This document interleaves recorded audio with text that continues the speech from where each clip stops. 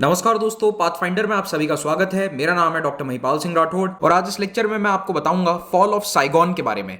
आप सभी ने काबुल से आती तस्वीरों को देखा होगा, कैसे तालिबान के कब्जे के बाद लोग भाग रहे हैं एयरपोर्ट की तरफ। वहां से वो देश छोड़कर जाना चाहते हैं, जो हवाई जहाज उन्हें मिल रहा है उसकी तरफ वो दौड़ पड़ रहे हैं। कई लोग हवाई जहाज के पहियों से लटक के भी ऊपर गए और वो नीचे गिर गए। अमेरिका को अपने दूतावास से लोगों को इवैक्यूएट करने के लिए इस प्रकार के हेलीकॉप्टर्स को दूतावास की छत पर लैंड करवाना पड़ा। और ये इमेजेस जब मीडिया में आई तो दुनिया भर में कंपैरिजन शुरू हो जाता है साइगॉन का। 1975 में कुछ ऐसी ही इमेज आप यहां देख सकते हैं। वियतनाम के साइगॉन शहर में अमेरिका का दूतावास, उसकी छत पर लैंड होता हुआ हेलीकॉप्टर और यहां पर इवैक्यूएट करने के लिए लोगों की लगी कतार। तो ये जो सीन है पूरी तरह से साइगॉन और काबुल का 1975 और 2021 में सिमिलैरिटीज हमें दिखाता है। उस समय भी इस तरह के मिलिट्री हवाई जहाज़ों में अमेरिका के दूतावास का स्टाफ और उनके सहयोगी लोगों को इवैक्यूएट किया गया था बिल्कुल जल्दबाजी में, और अभी भी इस तरह के सीन्स काबुल के एयरपोर्ट से हमें देखने को मिले थे। ये सभी फोटोग्राफ्स अमेरिका के द्वारा 21वीं सदी में लड़ी गई दो सबसे लंबी लड़ाइयों के एग्जाम्पल्स हैं और उनके डिफाइनिंग मोमेंट है एक तरह से, क्योंकि दोनों ही युद्ध में अमेरिका की हार हुई और ये दोनों ही सिमिलर परिस्थितियों में इनको यहां से एग्जिट करना पड़ा। तो अब इसी के बारे में हम डिटेल में चर्चा करेंगे, लेकिन आगे बढ़ने से पहले आपको बताना चाहता हूं कि आप अनअकैडमी ऐप पर मुझे इस आईडी पर जरूर फॉलो कीजिए और इस लेक्चर का पीडीएफ आपको टेलीग्राम चैनल पर डाउनलोड करने के लिए मिल जाएगा। तो 15 अगस्त को जब भारत अपना 75th इंडिपेंडेंस डे सेलिब्रेट कर रहा था, उस दिन हमारे पड़ोसी देश अफगानिस्तान, जी हाँ अफगानिस्तान हमारा पड़ोसी है, जिसको पता नहीं हो तो मैप एक बार चेक कर लीजिएगा भारत का। तो अफगानिस्तान जो हमारा पड़ोसी देश है उस पर तालिबान ने कंट्रोल अपना जमा लिया। 1996 से 2001 तक भी तालिबान का कंट्रोल था और अब 2021 में 20 साल बाद फिर से तालिबान का शासन लौट आया है। और इस फोटोग्राफ में तालिबान के जो फाइटर्स हैं वो यहाँ राष्ट्रपति के ऑफिस में, राष्ट्रपति की मेज पर बैठकर यहाँ पर फोटो खिंचवा रहे हैं। अमेरिका के द्वारा लड़ी गई ये सबसे लंबी लड़ाई है। इसके पहले वियतनाम वॉर इनके लिए सबसे लंबा युद्ध था, लेकिन अफगानिस्तान में चले युद्ध ने कुछ हफ्तों से उस रिकॉर्ड को तोड़ दिया है। तालिबान का कैंपेन वैसे तो पिछले कई महीनों से चल रहा है, लेकिन अमेरिका को भी नहीं लग रहा था कि इतना जल्दी ये काबुल पर कब्जा जमा लेंगे। आखिरी के कुछ दिनों में अमेरिका केवल अपने दूतावास के स्टाफ को जल्दबाजी में बाहर निकाल पाया। उसके लिए उसने 3000 अतिरिक्त सैनिक भी भेजे ताकि अपने एम्बेसी दूतावास के स्टाफ को बाहर निकाला जा सके। काबुल से जब इस प्रकार की फोटोग्राफ्स आनी शुरू हुई जहां पर एक चिनूक हेलीकॉप्टर अमेरिकन दूतावास के छत पर लैंड कर रहा है, तो साइगॉन की याद आ गई कई लोगों को। एग्जैक्टली यही मॉडल का हेलीकॉप्टर यहां अमेरिका के दूतावास की बिल्डिंग पर लैंड करके लोगों को इवैक्यूएट कर रहा था 1975 में, जब वियतनाम युद्ध खत्म होता है। वियतनाम का युद्ध भी बहुत ही लंबा चलने वाला युद्ध था और साइगॉन इसका आखिरी चैप्टर था। पटापेक्ष हुआ था इस युद्ध का साइगॉन में। तो साइगॉन में हुआ क्या है ये बताऊंगा मैं आपको, लेकिन पहले थोड़ा सा वियतनाम के बारे में आप जान लो। तो देखो, वियतनाम, लाओस, कंबोडिया, दक्षिण पूर्व एशिया के जो ये 3 देश हैं आज के समय, ये पूरा क्षेत्र फ्रांस की कॉलोनी हुआ करता था और इसको कहा जाता था फ्रेंच इंडो चाइना। 1880 से ही फ्रांस ने यहां अपनी कॉलोनी बना ली थी और 1954 तक फ्रांस यहां पर मौजूद था। द्वितीय विश्व युद्ध के समय फ्रांस की कॉलोनियल सरकार को जापान ने हरा दिया था। कुछ ही दिनों में जापान ने पूरे एरिया पर अपना कंट्रोल जमा लिया और फ्रांस की गवर्नमेंट दूर बैठे कुछ नहीं कर पाई। तो यहाँ के लोग इससे काफी नाराज हो जाते हैं और वर्ल्ड वॉर 2 के खत्म होने के तुरंत बाद आजादी की डिमांड करते हैं। फ्रांस ने मना कर दिया, कहा कि नहीं, जापान हार गया, हमारे दोस्त अमेरिका ने उस पर न्यूक्लियर बम गिरा दिए, लेकिन अब तुम तो फिर से गुलाम बनोगे। ये वियतनाम के लोगों को मंजूर नहीं था और वियतनाम के लोगों ने हथियार उठा लिए। 1945 से वहां पर एक इंसर्जेंसी शुरू होती है। लोगों ने फ्रेंच गवर्नमेंट के खिलाफ, फ्रेंच कॉलोनियल रूल के खिलाफ हथियार उठा लिए और एक लो इंटेंसिटी लड़ाई शुरू होती है जो आगे चलकर काफी बड़ी लड़ाई बन जाती है। 1954 तक ये गुरिल्ला वॉरफेयर चलता रहता है और इसमें फ्रांस को बहुत नुकसान होता है। 9 साल चली इस लड़ाई में अल्टीमेटली फ्रांस एक तरह से हार मान लेता है और बाहर निकलने की कोशिश करता है। लेकिन इसी समय कोल्ड वॉर पॉलिटिक्स के कारण अमेरिका यहां पर इन्वॉल्व हो जाता है। तो देखिए, 1954 में फ्रांस एक इंपॉर्टेंट बैटल हारने के बाद नेगोशिएशन करता है।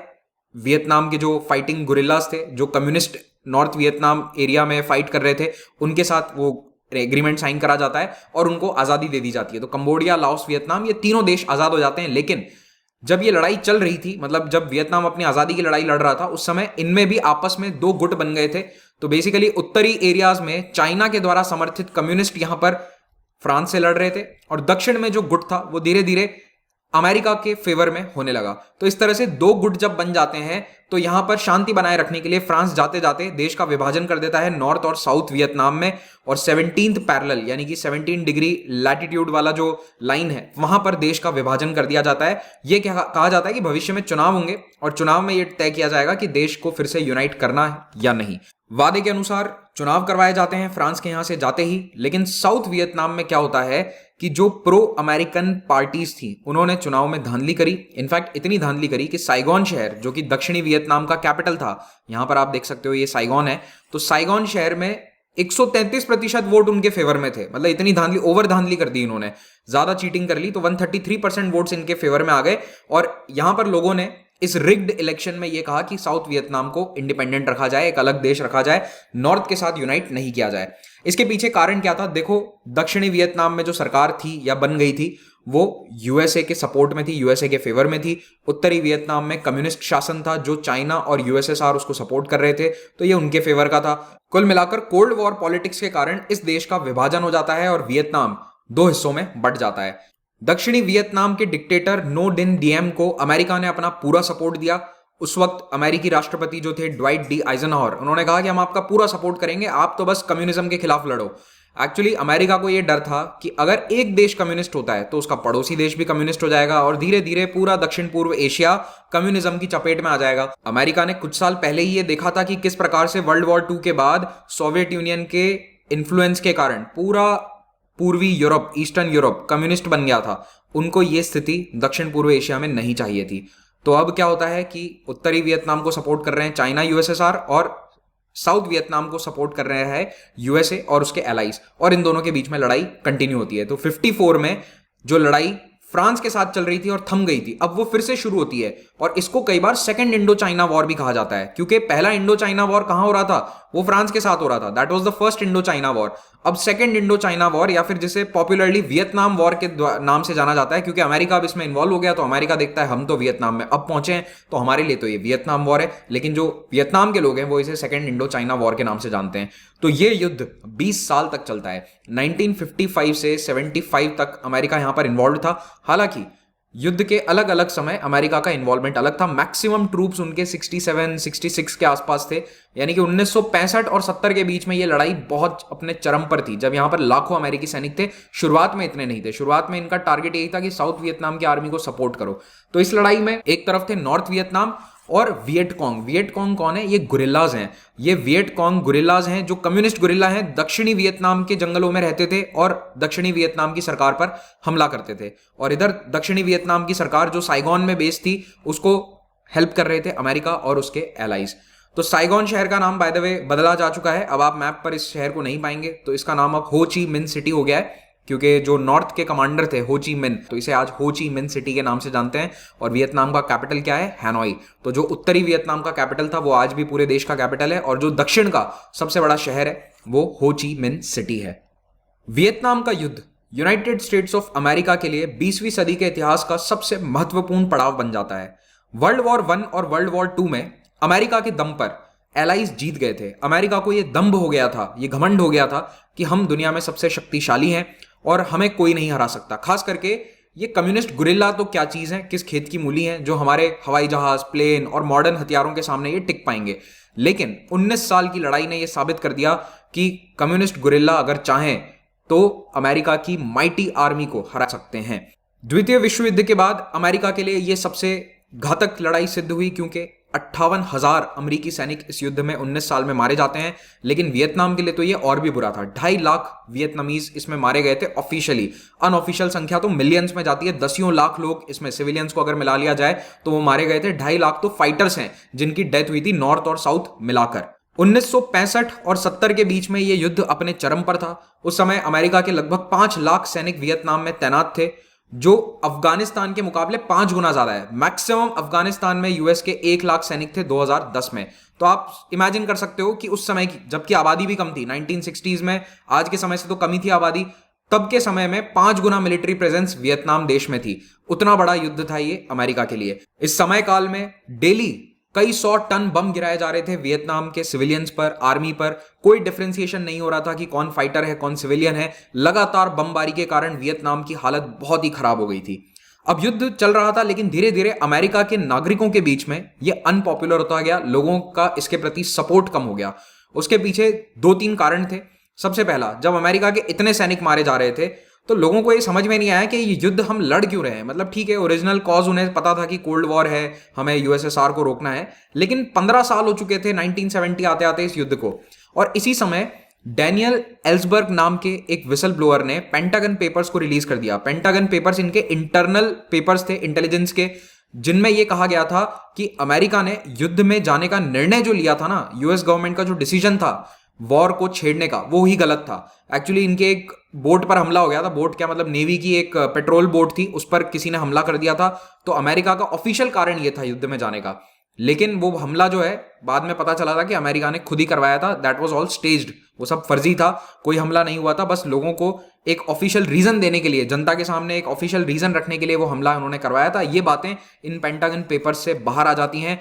दूसरा इंपॉर्टेंट डेवलपमेंट था माय लाय मैसेकर के फोटोग्राफ्स का पब्लिक होना। देखिए, माय लाय एक छोटा सा गांव था वियतनाम में, दक्षिणी वियतनाम में। यहां के गांव वालों के ऊपर यह आरोप लगाया साउथ वियतनाम की आर्मी ने कि तुम नॉर्थ वियतनाम के गुरिल्लास को, वियतकॉन्ग को सपोर्ट करते हो। यह कहकर पूरे गांव के लोगों को मार दिया गया। एक मैसेकर था, एक हत्याकांड था, जिसमें निर्दोष नागरिकों को, सिविलियंस को मार दिया गया साउथ वियतनाम की आर्मी के द्वारा। और ये जो रोते बिलखते बच्चों की इमेजेस हैं, फोटोग्राफ्स हैं, ये अमेरिका के फ्रंट पेजेस पे छपती हैं।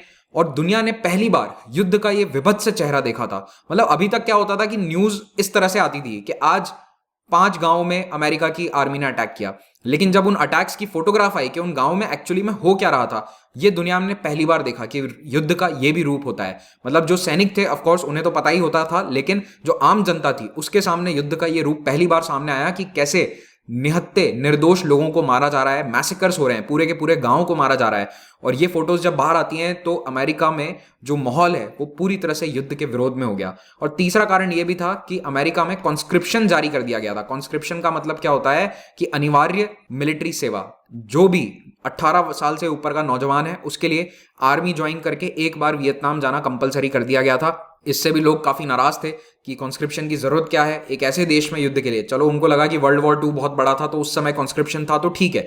अमेरिका में ऐसा कानून है कि जब सरकार चाहे वो कॉन्स्क्रिप्शन लागू कर सकती है। तो हमेशा कॉन्स्क्रिप्शन नहीं होता, जब उनको जरूरत होती है तब वो कॉन्स्क्रिप्शन को लागू करते हैं। तो ये तीसरा कारण कॉन्स्क्रिप्शन भी था, तो लोग इसके खिलाफ होते गए।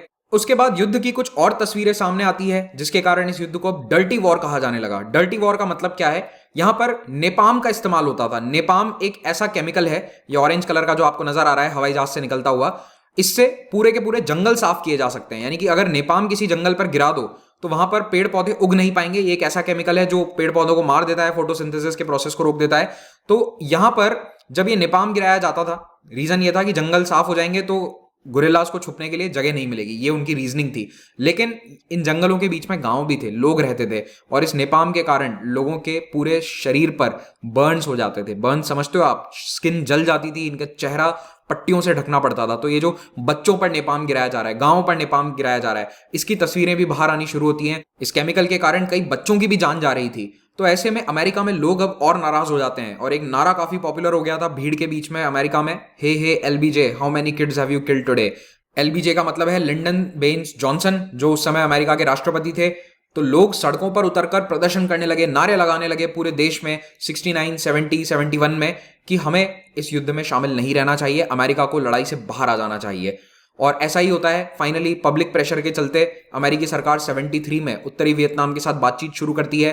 पेरिस समझौता होता है, और पेरिस समझौते में एक तरह से अमेरिका हार मान लेता है और अपना सपोर्ट, अपनी आर्मी को पीछे खींचना शुरू कर देता है। तो 73 के बाद ही अमेरिका ने अपनी आर्मीज को यहां से धीरे धीरे पीछे खींच लिया और फोकस ये कर दिया कि साउथ वियतनाम की जो आर्मी है उसको सारा पैसा, फंडिंग दिया जाए ताकि वो उत्तरी वियतनाम से लड़ सकें। लेकिन जैसा कि आप जानते ही हो, ऐसे में होता क्या है कि अमेरिका छोड़कर जाता है, उसकी किस्मत खराब होती है। तो यहां पर भी यही हुआ। 1975 आते आते नॉर्थ वियतनाम दक्षिण वियतनाम के कैपिटल साइगोन तक पहुंच गया, और 30 अप्रैल को फाइनली साइगोन, दक्षिण वियतनाम का कैपिटल, कम्युनिस्ट के हाथ में आ जाता है। हो ची मिन जो इनके नॉर्थ वियतनाम के लीडर हुआ करते थे, इनके नाम पर शहर का नाम साइगॉन की जगह अब हो ची मिन सिटी कर दिया जाता है। और साइगॉन में अमेरिका का दूतावास था, दक्षिणी वियतनाम की पूरी सरकार थी। तो यहां से कई लोग रेस्क्यू करने के लिए इस तरह से अमेरिकी दूतावास की छत पर चढ़ गए, हेलीकॉप्टर्स लाए गए यहाँ पर। ये हेलीकॉप्टर अमेरिकी दूतावास पर लैंड होते हैं और एक एक करके यहाँ से अपने स्टाफ और इनके जो सहायक थे, इनके साथी थे, उन लोगों को यहाँ से बाहर निकाला जाता है। और आज की तरह ही उस समय भी ऐसी खबरें आई थी कि कई लोग हेलीकॉप्टर के इस स्टैंड पर लटक गए, इस लैंडिंग गियर पर लटक गए, क्योंकि उन्हें हेलीकॉप्टर के अंदर जगह नहीं मिली और कई लोग हेलीकॉप्टर से नीचे गिरे। बिल्कुल ऐसी ही खबर और ऐसी ही वीडियोस आपने शायद देख ही लिए होंगे सोशल मीडिया पे, मैं उन्हें यहाँ दिखाना नहीं चाहता फिर से, इट इज अननेसेसरी। तो इसी तरह की खबरें उस समय भी आई थी। और साइगॉन चला जाता है नेशनल लिबरेशन फ्रंट, जो कम्युनिस्ट की उस समय पार्टी थी या जो उनका संगठन था, उसके हाथ में। और साइगॉन ने सरेंडर कर दिया और 120 सालों के बाद फॉरेन ऑक्यूपेशन यहां से खत्म हो जाता है। अभी अफगानिस्तान में भी कुछ ऐसा ही हुआ है कि 2-3 महीने के अंदर अंदर तालिबान ने बड़े क्षेत्र पे कब्जा कर लिया और अफगानिस्तान को अपने कंट्रोल में ले लिया। तो इस पूरे तालिबान ऑफेंसिव को टेट ऑफेंसिव से भी कंपेयर किया जा रहा है। टेट ऑफेंसिव क्या है? ये 1968 में उत्तरी वियतनाम और वियतकॉन्ग के गुरिल्लाज का एक बहुत बड़ा हमला था। इन्होंने इसको लंबे समय तक प्लान करके बड़े स्तर पर इंप्लीमेंट किया था। तो ये जो वियतकॉन्ग की आर्मीज या गुरिल्लाज थे, इन्होंने दक्षिण के 100 शहरों पर एक साथ रात में हमला बोला था। और टेट जो है वो इनका वियतनाम का नया साल होता है, तो वो उसी दिन, जिस दिन न्यू ईयर होता है वियतनामीज कैलेंडर में, उस दिन ये हमला किया गया था, इसीलिए इसको टेट ऑफेंसिव कहते हैं। तो 80,000 ट्रूप्स ने एक साथ मिलकर 100 शहरों, गांवों पर और 36 प्रोविंशियल कैपिटल्स पर रात में हमला किया। और ये काफी बड़ा सक्सेसफुल हमला रहा था, क्योंकि इसमें 3,000 अमेरिकी और दक्षिणी वियतनाम के आर्मी के सोल्जर्स मारे गए थे। तो टेट ऑफेंसिव जो है ये इस युद्ध का एक टर्निंग पॉइंट था। इस टेट ऑफेंसिव के बाद से दक्षिणी वियतनाम कमजोर होता है, नॉर्थ वियतनाम और वियतकॉन्ग की आर्मीज हावी होना शुरू हो जाती हैं। तो बिल्कुल कुछ इसी तरह का अभी जो ऑफेंसिव है तालिबान ने चलाया 2 महीने के अंदर अंदर, जून जुलाई के महीने में इन्होंने पूरा खेल बदल कर रख दिया। 15 अगस्त तक तो इन्होंने काबुल को भी अपने कंट्रोल में ले लिया। तो अब क्या अमेरिका ने वियतनाम की गलतियां फिर से दोहराई? देखो, काफी हद तक ये बात बिल्कुल ठीक है कि अफगानिस्तान को भी यहां पर यूएस नहीं समझ पाया, बिल्कुल उसी तरह से जैसे वो वियतनाम के युद्ध को नहीं समझ पाया था। युद्ध में जाने का जो कारण था वियतनाम में भी काफी फजी था, यानी कि इतना कॉन्क्रीट रीजन नहीं था ना। आप देखो कि कोल्ड वॉर जो है, क्या वो जमीन पर अमेरिका को नुकसान पहुंचा रहे थे नॉर्थ वियतनाम वाले? नहीं, लेकिन बस कोल्ड वॉर का बहाना करके यूएस उस युद्ध में एंटर हो जाता है। इसी तरह से यहां पर भी अफगानिस्तान में 2001 में यूएस क्यों गया था?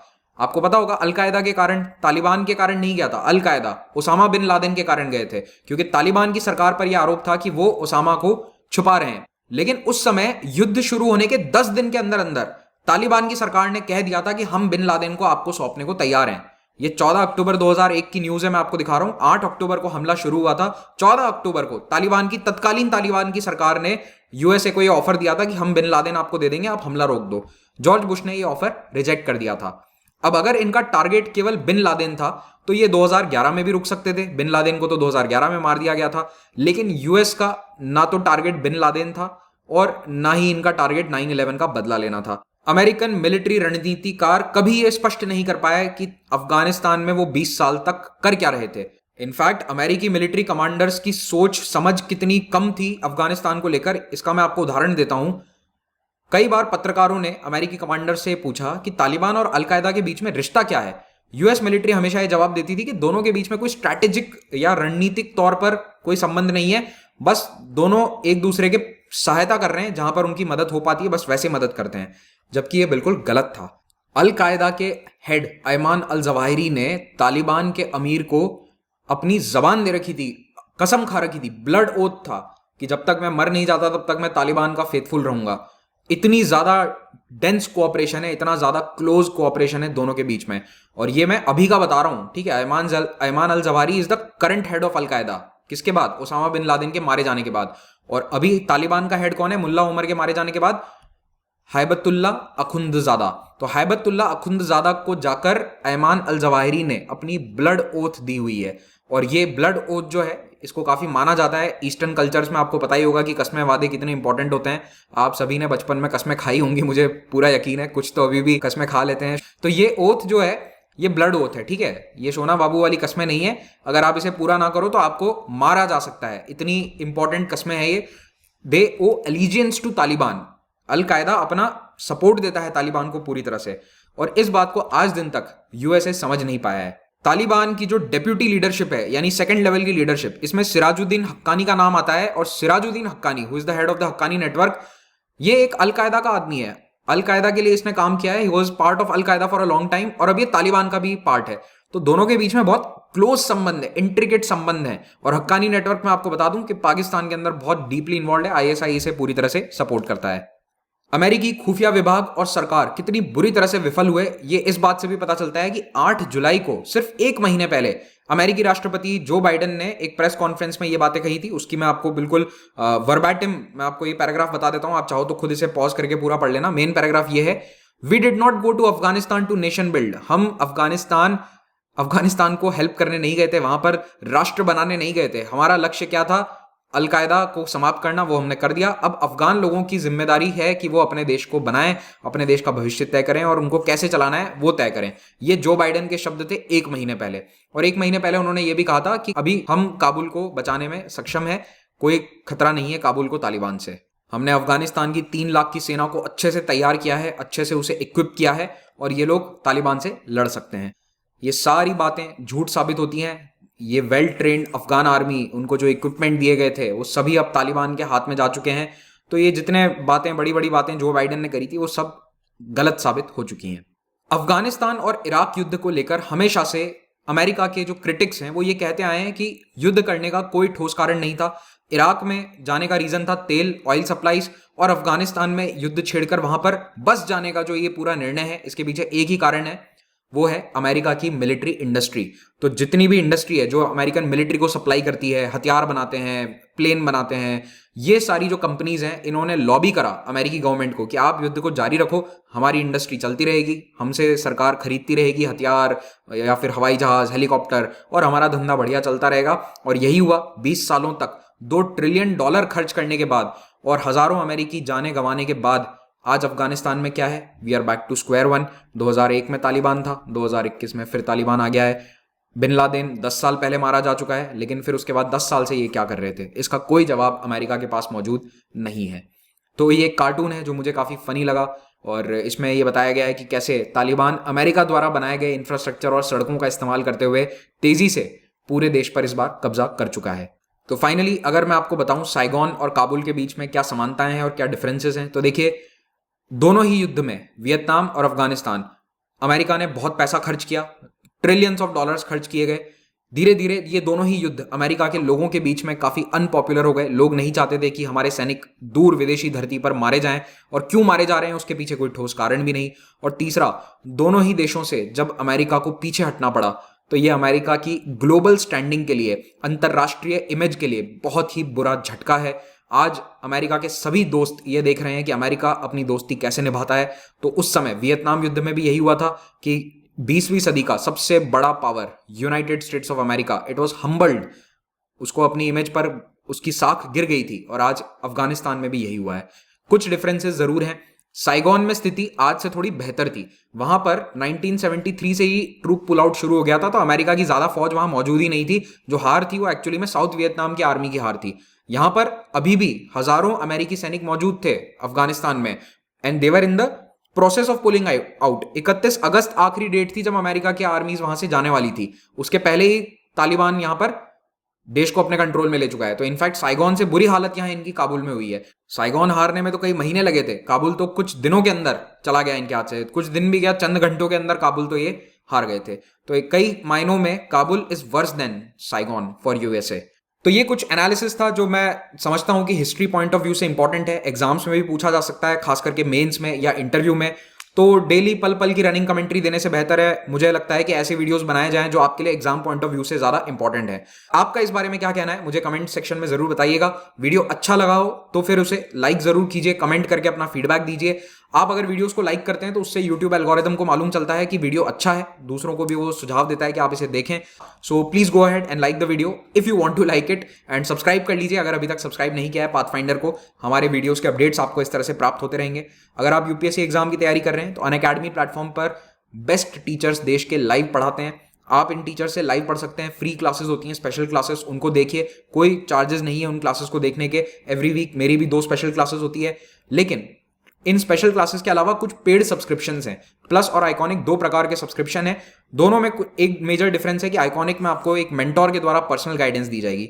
जो भी सब्सक्रिप्शन आप लें उसमें आपको 10% डिस्काउंट मिल जाएगा if you use the referral code Mahipal, that is my name. तो जो भी प्राइस आपको यहां दिख रही है ये पे नहीं करनी है, डिस्काउंट के बाद आपको ये प्राइसेस पे करनी होगी। ऑप्शनल की तैयारी भी आप यहां कर सकते हैं, लेकिन अभी फ्रीडम ऑफर के तहत ऑप्शनल और जीएस दोनों का जो कंबाइंड कोर्स है वो आपको 50,000 रुपीज में मिल जाएगा।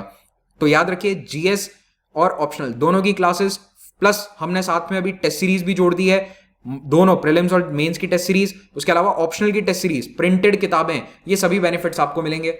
फिर सब्सक्रिप्शन लेने के बाद आप मेरे मिडिवल हिस्ट्री के कोर्स को भी ज्वाइन कर सकते हैं, जो 19 अगस्त से शुरू होने वाला है। सुबह 11 बजे से इसकी क्लास होगी, तो इसको ज्वाइन कीजिए। 12 घंटे के अंदर हम पूरी मिडिवल हिस्ट्री कवर करने वाले हैं। सभी कोर्सेज आप ईएमआई ऑप्शन पर भी ले सकते हैं। सो ईएमआई की डिटेल्स जानने के लिए इस वीडियो के डिस्क्रिप्शन में ऐसा एक लिंक मिलेगा bit.ly वाला, उस पर क्लिक कीजिए। प्रिंटेड किताबें आपको फ्री में मिलेंगी, हिंदी इंग्लिश, जिसमें आप चाहें। टेस्ट सीरीज फ्री है, कई सारे नए ऑप्शनल के सब्जेक्ट स्टार्ट होने वाले हैं। अन्य कई बेनिफिट्स भी अभी आपको मिल जाएंगे इस कोर्स में। एक्सटेंडेड वैलिडिटी मिल जाएगी और हर वेडनेसडे को नए बैचेस स्टार्ट होते हैं। तो जैसे ही आप सब्सक्रिप्शन लो, आप एक बैच ज्वाइन कर लो। और अभी हमने 1 साल के अलावा 2 महीने का बैच भी स्टार्ट किया है, ताकि कोई प्रीलिम्स की तैयारी कर रहा है तो वो उसके लिए स्पेशल बैच ज्वाइन कर सके, स्पेशल क्लासेस ज्वाइन कर सके। तो 2 महीने वाला जो कोर्स है वो आपको 15,000 का नहीं, बल्कि कोड यूज करने के बाद 13,500 रुपीज का पड़ेगा, और 2 महीने तक आप सारी प्लस कोर्सेज की क्लासेस देख सकते हैं। तमिल बैचेस भी स्टार्ट हो चुके हैं। कॉम्बैट होता है हर रविवार को, इसमें हिस्सा लेकर आप इन सब्सक्रिप्शंस को फ्री में अवेल कर सकते हैं। 4 फ्री टेस्ट सीरीज है हमारी, इनका फायदा उठाइए। कॉम्बैट में स्कोर बढ़ेगा आपका। Thank you very much for watching this, have a great day.